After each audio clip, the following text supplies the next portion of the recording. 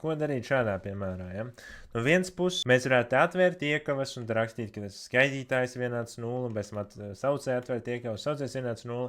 Tas būtu baigi gari, un ja mēs sareizinām rekur x ar x kvadrātā, tad mums sanāk x kubā, ja? Un kubiskus vienādojumus īsti, un arī kubisko līniju mēs arī īsti nezinām.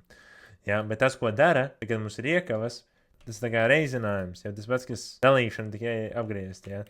Un tas, kā mēs ar šo tiekam galā, ir, ka mēs vienkārši uzskatām to katru kā atsevišķu funkciju. Jo tāpat visi likumi paliek, ja šitas visi pozitīvs, tad mums ir pozitīvs, tad mums vajag vai nu šeit negatīvs, lai sanāk pozitīvs un tā tālāk. Ja, tad mēs vienkārši rakstām x plus 1 ir 0, vai x minus 4 ir 0, vai x minus 1 ir 0, bet 0 nevar būt, jo tas ir saucējs, vai nu x kvadrātā minus 4x ir 0, bet nevar būt 0, tāpēc, ka tas ir saucējs.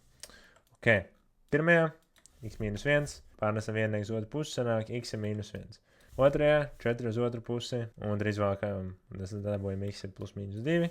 Te 1 uz otru pusi pārnesam, un te paņemam x pirms iekavām. Sanāk vai nu, ja reizinājums nav 0, tad sanāk vai nu viens reizinātājs nav 0, vai otrs reizinātājs nav 0, un tad sanāk x nav 4. Ok, tad mēs zīmējam taisni, un atliekam visu šīs funkcijas uz taisnes. Minus 2, minus 1, 0, 1, 2 un 4, veseli 6 punkti. Un tad punktā minus 1 mums ir lineāra funkcija, kurai x ir pozitīvs ar augošu taisne, kāda te.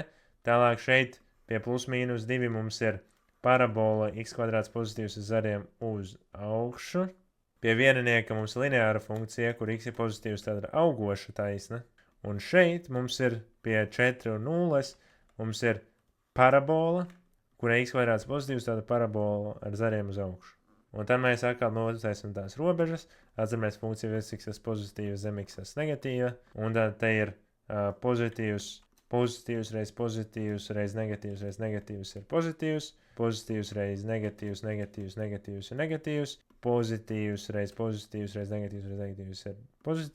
pozitīvs reiz negatīvs ir pozitīvs reiz negatīvs ir negatīvs, pozitīvs reiz pozitīvs reiz negatīvs ir pozitīvs, pozitīvs reiz negatīvs ir negatīvs, un pozitīvs reiz pozitīvs ir pozitīvs.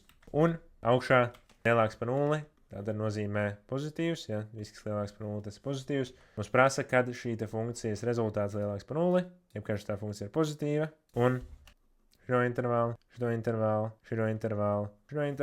un tā arī mēs pierakstam no mīnus bezgalības līdz mīnus 2, tad no mīnus 1 līdz 0, tad no 1